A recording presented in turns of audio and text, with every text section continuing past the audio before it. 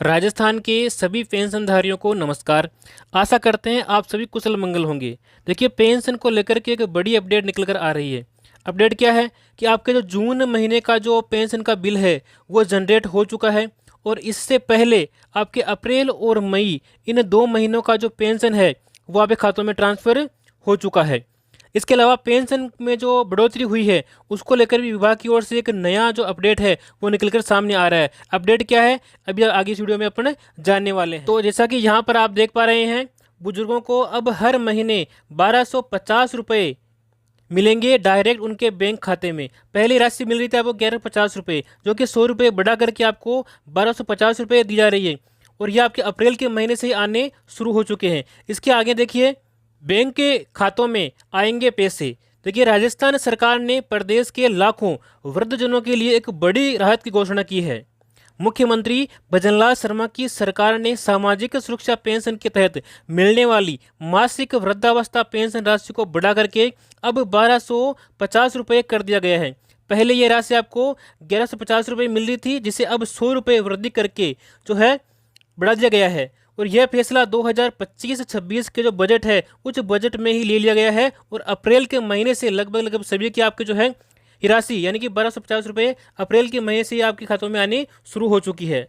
बुजुर्ग लोग अपना जीवन सम्मानजनक रूप से जीवन यापन कर सके, उसी के लिए आगे उन्होंने बताया है कि सरकार ने कहा है कि आने वाले समय में पेंशन से जुड़ी अन्य योजनाओं को भी अपडेट किया जाएगा, और ज़रूरत के अनुसार पेंशन राशि में समय समय पर संशोधन किया जाता रहेगा, ताकि सामाजिक सुरक्षा का यह जो ढांचा है वो और अधिक सुदृढ़ हो सके। इसके साथ ही उन्होंने कहा है कि यह कदम उन बुजुर्गों के लिए बहुत फायदेमंद साबित होगा जिनकी आजीविका पेंशन पर ही निर्भर रहती है, और सरकार की मंशा है कि बुजुर्गों को सम्मानजनक जीवन यापन के लिए आवश्यक आर्थिक सहायता मिल सके, और वे अपनी दैनिक जरूरतें पूरा करने में सक्षम हो सके। यह योजना सामाजिक सुरक्षा को और मजबूत बनाने की दिशा में एक ठोस प्रयास माना जा रहा है। और इसके साथ ही सरकार ने यह भी निर्णय लिया है कि न केवल आर्थिक दृष्टिकोण से महत्वपूर्ण है, बल्कि इससे समाज में बुजुर्गों के प्रति सम्मान की भावना भी बढ़ेगी।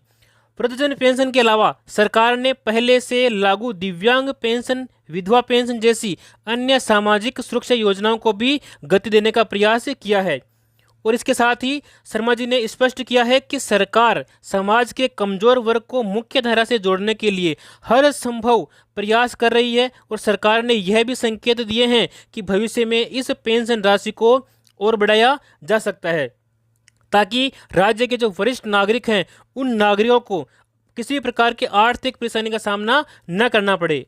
राजस्थान सरकार ने यह पहल वो इसलिए भी सराहनीय है क्योंकि इसके तहत पेंशन केवल एक वित्तीय सहायता ही नहीं है, बल्कि यह वृद्ध व्यक्तियों के लिए आत्मसम्मान और आत्मनिर्भरता का प्रतीक अब बन चुका है। और इस योजना से सीधे तौर पर लाखों लाभार्थी जुड़ चुके हैं, और नए पात्र जो नागरिक हैं उनका पंजीकरण करने में भी सुविधा उन्हें हो रही है, और लगातार उनका पंजीकरण भी हो रहा है। आगे अपन बात करेंगे, अब बुजुर्गों को 1250 रुपये मिलेंगे। देखिए, यह भी देखा गया है कि प्रदेश के विभिन्न हिस्सों में इस निर्णय को लेकर सकारात्मक प्रतिक्रियाएं आई है, और लोग इसे एक स्वागत योग्य कदम बता रहे हैं। इस योजना के तहत जो बुजुर्ग पहले 1150 रुपये पाते थे, उन्हें अब 1250 रुपये मिलेंगे, जिससे उन्हें कुछ हद तक आर्थिक सहायता मिलेगी। और इसके साथ ही इस योजना से जुड़े जो